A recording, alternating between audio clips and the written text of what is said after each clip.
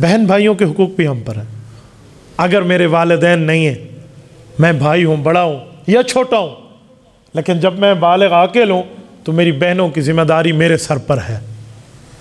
میں یہ نہیں کہہ سکتا یہ بہن مجھ سے بڑی ہے، یہ بہن مجھ سے چھوٹی ہے، میرے سر پر ہے. سر پر ہونے کا کیا معنی؟ ابا کی جتنی جائیداد ملی ہے اس کو میں کھا جاؤں؟ بھئی میں بیٹا ہوں، یہ بیٹیاں ہیں نا بابا، ان کے بھی حق ہیں، وہ بھی آپ کے اماں اور ابا کی اولاد ہے. لوگ حق کھا جاتے ہیں.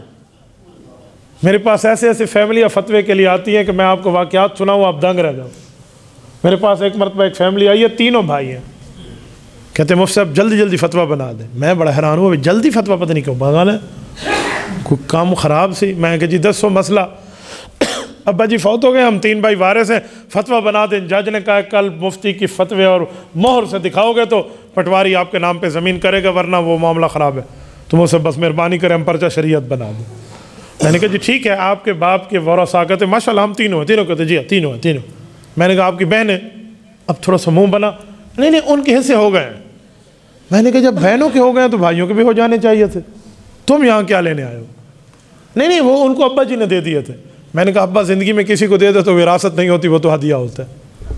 ہدیہ تان ابھی آپ سمجھا رہے تھے، مولانا کہہ رہے تھے ہدیہ بھی 2 ہیں، ایک ہدیہ تان ہے، ایک ہدیہ تون ہے.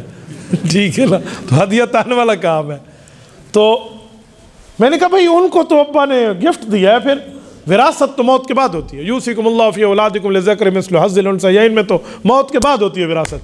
ابا زندگی میں دے گیا تو انہوں نے کہا مولوی صاحب مسئلے عمل خراب نہ کرے، بس ہمیں فتویٰ بنا دیں. میں نے کہا اوے فتویٰ بنا دیں، آئی ایم یور سرونٹ، نوکر ہوں میں آپ کا.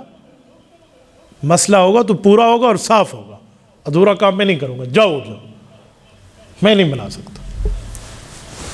جب ہم نے انہیں اٹھا دیا، انہیں 1-2 جگہ اور علماء کے پاس گئے، ہر جگہ سے نہ ہی ہوئی.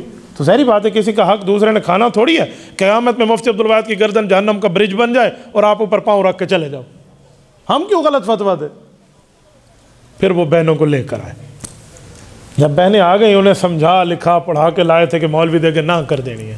ٹھیک ہے ایک بندہ حصہ نہیں لیتا تو مجھے کیا ضرورت پڑی ہے میں اسے حصہ دلاؤں، لیکن بات تو پوری ہو نا، کھلی کھلی ہو.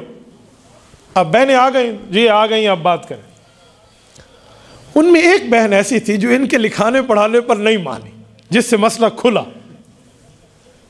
اس نے کہا مفتی صاحب ہمارے بھائی بھی بیٹھے ہیں ماشاءاللہ، ہمارے ماں باپ کی نشانیاں اور ہم بھی اپنے ماں باپ کی نشانیاں ہیں، لیکن ایک بات ہمیں کھلا کھلا سمجھائیں کہ اللہ رسول کی طرف سے ہمارا کوئی حق نہیں ہے. لو جی، اس بہن نے کہا، تو دونوں بہنیں ماشاءاللہ پردے میں بیٹھی تھی، عزت دار گھر کے لوگ ہیں. انہوں نے کہا جی اللہ رسول کی طرف سے کوئی حق ہے؟ میں آپ کو وہ لفظ سناؤں. انہوں نے مجھ سے سریکی میں پوچھا کہ کک ہے یا لکھ ہے، جو ہے وہ ہمیں دے دیں.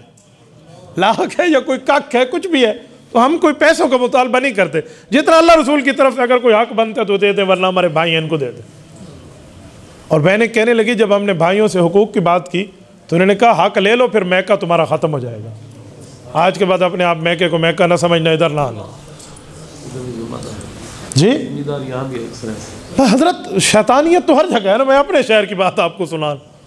میں نے انہیں کہا کہ آپ بھائی ہو، تم نے مرنا نہیں ہے، خوف نہیں ہے تمہیں یار، تم مسلمان ہو یار، ایک ماں کے پیٹ سے نکلنے والی تم اولاد ہو.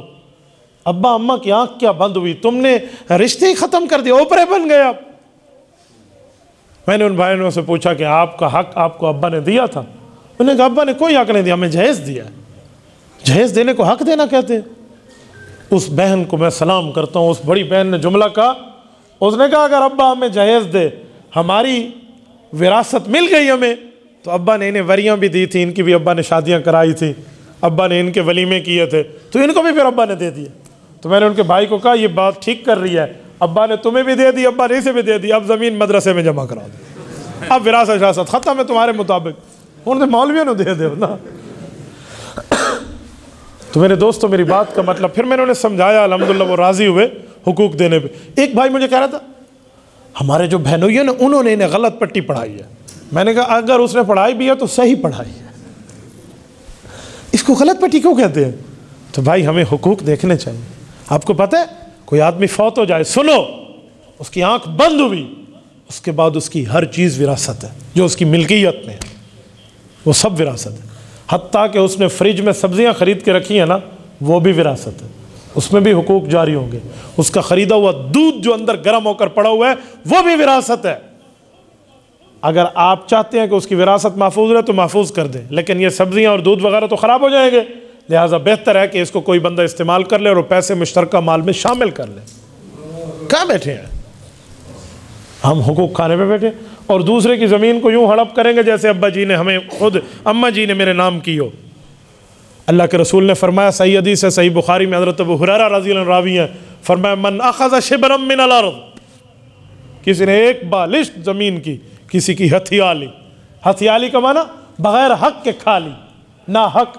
شبرا من الارض, شبر بالشت جسے ہم کہتے ہیں گٹھ, ایک گٹھ زمین کسی کی کھا لی. تو ایک گٹھ کتنے انچ ہے؟ آپ ذرا فٹ کے ساتھ دیکھیں نا تو فٹ اس سے 3 انچ بڑا ہے, یہ 9 انچ بنتے ہیں. 3 اس کے 3 اس کے اور 3 یہ درمیان میں, چھنگلی اور انگوٹھا اور 3 درمیان میں 9 انچ بنتے ہیں. فٹ تو بہت بڑا ہے, 1 فٹ زمین کھانا تو بہت بڑا ہے, اس سے بھی کم کسی نے کھا لی تو حضور نے فرمایا یطوق اللہ یوم القیامت 7 ارضین, قیامت کا دن ہوگا 7 زمینوں کی رب پنجالی اور توق بنائیں گے اور اس کے گلے میں ڈال دیں گے. کیا کریں گے ہم لوگ؟ تو یہ حقوق ہے, تو یہ حق ہمیں دیکھنے چاہیے.